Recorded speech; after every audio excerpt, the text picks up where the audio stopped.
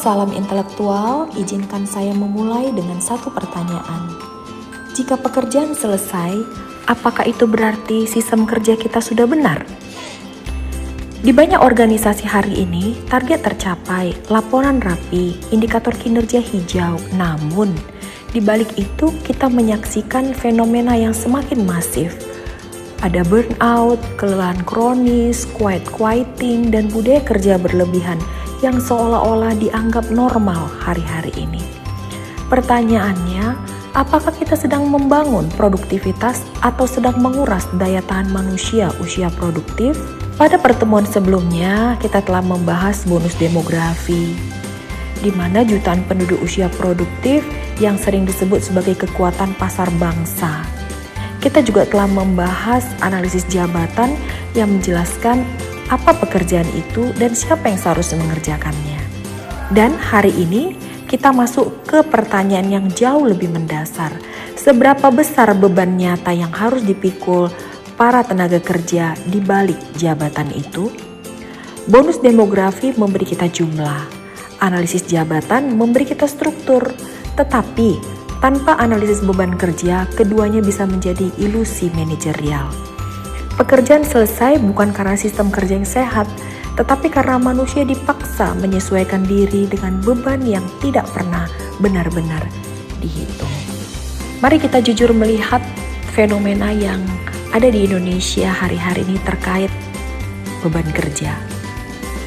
Di pemerintahan, para ASN, satu pegawai menangani pelayanan publik, administrasi, pelaporan digital, dan koordinasi lintas unit tanpa perubahan struktur kerja. Di perusahaan BUMN, target kinerja dan efisiensi dinaikkan, tetapi distribusi beban kerja sering tidak berubah. Di perusahaan startup, budaya kerja cepat dan fleksibel. Di perusahaan startup, budaya kerja cepat dan fleksibel sering berujung pada jam kerja panjang dan batas kerja dan kehidupan pribadi menjadi kabur. Di rumah sakit, tenaga kesehatan memikul beban kerja fisik dan emosional yang tinggi, tetapi seringkali tidak tercatat secara formal.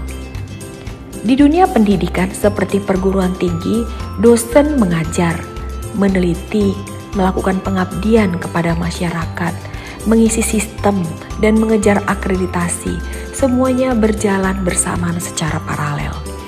Pertanyaannya adalah, apakah ini produktivitas atau tanda bahwa sistem kerja kita sedang menguras manusia usia produktif? Disinilah analisis beban kerja menjadi krusial.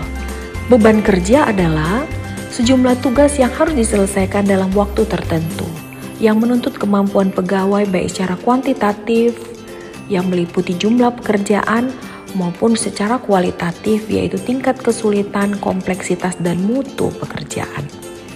Analisis beban kerja adalah metode sistematik untuk menghitung besarnya beban kerja suatu jabatan atau suatu pekerjaan, menentukan jumlah pegawai yang ideal, menilai apakah pegawai overload, underload, atau sudah optimal. Dengan kata lain, analisis beban kerja menjawab pertanyaan berapa orang yang dibutuhkan, bukan sekedar apa pekerjaannya. Mengapa analisis beban kerja begitu penting? Karena analisis beban kerja itu bertujuan untuk yang pertama menjamin efisiensi dan efektivitas kerja. Yang kedua, menentukan kebutuhan sumber daya manusia secara objektif. Yang ketiga, manfaat analisis beban kerja mencegah kelebihan dan kekurangan tenaga kerja. Dan yang keempat, manfaat analisis beban kerja adalah meningkatkan produktivitas dan kualitas kinerja para pegawai. Tanpa analisis beban kerja, organisasi berjalan berdasarkan asumsi, bukan data. Berikut ini adalah tahapan dan komponen kunci dari analisis beban kerja yang terdiri dari 3 tahapan utama. Yang pertama yaitu penyusunan uraian tugas pokok berdasarkan aktivitas nyata. Yang kedua, perhitungan beban kerja. Yang ketiga, analisis hasil beban kerja. Dengan 3 tahapan utama di atas, maka berikut ini adalah 3 komponen kunci. Yang pertama, volume kerja, standar waktu kerja, dan waktu kerja yang efektif. Ketiganya memastikan bahwa jumlah dan kapasitas sumber daya manusia itu benar-benar sesuai dengan beban nyata pekerjaan, bukan sekedar persepsi manajemen. Apa yang baru dari beban kerja saat ini? Yang berubah bukan hanya metode kerja, tetapi cara kerja sistem memanfaatkan manusia di dalamnya. Beban kerja hari ini tidak lagi statis. Ia menjadi dinamis, berubah dengan cepat, fluktuatif, naik turun secara ekstrim, dan sering tidak terlihat. Dan yang keempat, syarat beban mental serta emosional, bukan sekedar beban fisik saja. Realitas saat ini di industri jasa secara administratif, jam kerja tampak normal, deskripsi tugas jelas, target terlihat rasional, namun realitas lapangan menunjukkan bahwa tuntutan respons cepat tanpa jeda, tekanan emosional dari pelanggan dan klien, multitasking terus-menerus, ekspektasi selalu siap, selalu always on, sehingga beban psikologis jauh lebih berat dibanding beban administratif. Sedangkan di sektor manufaktur, apa yang benar-benar terjadi saat ini? Di sektor manufaktur modern, beban kerja bergeser bentuk bukan berkurang. Ciri utama saat ini, beban kerja di sektor manufaktur itu adalah target produksi meningkat, lean efficiency, cost reduction itu terjadi besar-besaran. Waktu kerja efektif tidak bertambah, bahkan sering dipadatkan. Downtime dipersempit, ruang pemulihan berkurang. Pekerja dituntut presisi tinggi, kecepatan, dan konsistensi. Beban yang muncul akibat hal tersebut yaitu kelelahan fisik kumulatif, tekanan mental karena kesalahan kecil berdampak besar, stres karena pengawasan ketat, ada KPI, Key Performance Indicator, output per jam, defect rate. Secara fisik terlihat biasa, tetapi secara fisiologis dan kognitif sangat menekan kondisi ini. Beban kerja di divisi pemasaran itu terjadi secara fluktuatif. Divisi pemasaran saat ini menghadapi beban kerja yang paling tidak stabil. Realitasnya, target sering berubah mengikuti pasar dan manajemen. Tekanan hasil jangka pendek, seperti lead engagement conversation, kerja lintas fungsi, sales, digital, branding, dan data itu saling berinteraksi. Jam kerja kabur, kampanye, deadline, respon cepat. Beban khas pemasaran, beban mental tinggi, beban emosional karena target, penolakan pasar, ekspektasi pimpinan yang begitu tinggi, beban kognitif juga dialami karena multitasking dan keputusan yang dibuat harus cepat.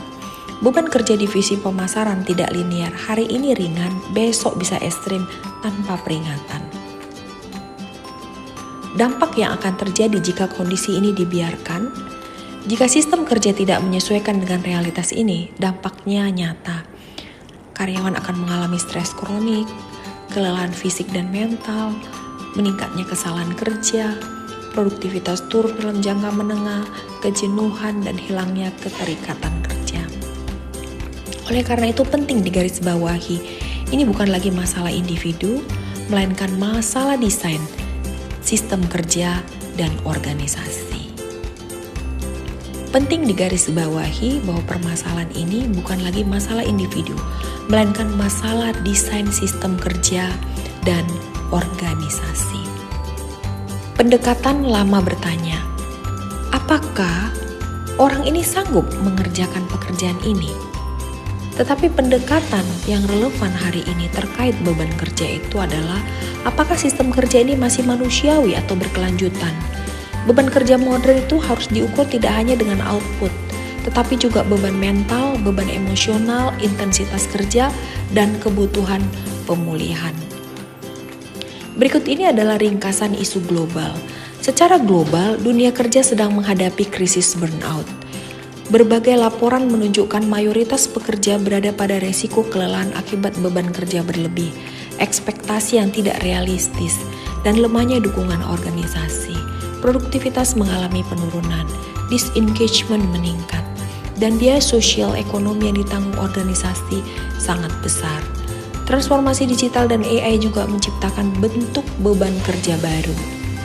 Pekerja dituntut untuk terus belajar, beradaptasi, dan tetap relevan sambil menghadapi kecemasan terhadap keamanan pekerjaan. Beban kerja tidak lagi hanya fisik, tetapi kognitif dan emosional. Selain itu, isu beban kerja juga memiliki dimensi sosial dan budaya, termasuk ketimpangan gender, peran manajer yang semakin kompleks ke depannya, serta meningkatnya tuntutan kesehatan mental di tempat kerja. Beban kerja kini menjadi isu strategis global. Kalau kita melihat di Indonesia, beban kerja saat ini telah menjadi pola struktural. Banyak organisasi beroperasi dengan sumber daya manusia terbatas, sementara tuntutan kerja terus meningkat. Understaffing, multitasking jabatan, dan target tinggi menjadi realitas sehari-hari di Indonesia. Transformasi digital seringkali justru menambah beban kerja karena sistem belum terintegrasi dan pekerjaan lama tidak dihilangkan. Pegawai harus bekerja 2 kali, manual dan digital. Hal ini meningkatkan beban administratif dan kognitif. Yang paling mengkhawatirkan, beban emosional di sektor jasa hampir tidak pernah dihitung. Secara administratif, beban kerja terlihat normal, tapi secara nyata, pegawai mengalami kelelahan mental dan burnout. Persamaan dan perbedaan fenomena beban kerja di Indonesia dan dunia. Persamaannya, baik di Indonesia maupun global, beban kerja tidak lagi sekedar soal volume tugas, tetapi berkaitan erat dengan stres, burnout, perubahan peran, dan kesehatan mental.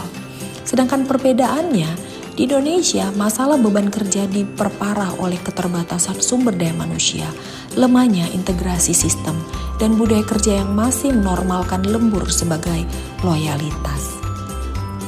Agar beban kerja di Indonesia lebih rasional dan menyehatkan, maka berikut ini adalah solusi dan saran teknis.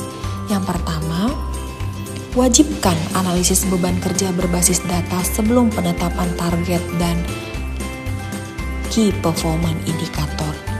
Yang kedua, integrasikan analisis jabatan dan analisis beban kerja sebagai satu sistem. Yang ketiga, redesign pekerjaan bukan sekedar menambah tugas. Solusi dan saran teknis yang keempat agar beban kerja di Indonesia lebih rasional dan menyehatkan yaitu hitung dan akui beban kerja mental dan emosional. Yang keenam, manfaatkan teknologi untuk mengurangi pekerjaan, bukan menambah laporan. Yang keenam, jadikan analisis beban kerja sebagai alat preventif bukan reaktif. Solusi dan saran teknis yang ketujuh agar beban kerja di Indonesia lebih rasional dan menyehatkan adalah bangun budaya kerja yang menghargai kapasitas manusia, bukan sekedar ketahanan. Kinerja organisasi tidak tumbuh karena kurangnya target, tetapi karena manusia di dalamnya kelelahan. Analisis beban kerja mengajarkan kita bahwa manajemen bukan hanya soal efisiensi, tetapi juga soal keadilan dan keberlanjutan. Ketika beban kerja dihitung dengan benar, keputusan menjadi lebih objektif, kebijakan lebih manusiawi, dan organisasi lebih sehat. Sebagai calon pemimpin, manajer, dan bahkan pengambil kebijakan, tanggung jawab kita bukan hanya mencapai hasil, tetapi memastikan cara mencapai hasil itu tidak merusak manusia yang menghasilkannya. Karena pada akhirnya, organisasi yang besar bukanlah yang paling keras menekan sumber daya manusianya, tetapi yang paling bijak mengelola kapasitas manusianya. Terima kasih. Jika Anda merasa isu ini dekat dengan realitas kerja Anda, maka video ini bukan sekedar tontonan, melainkan ajakan untuk berpikir ulang tentang cara kita bekerja dan memperlakukan manusia di dalam organisasi.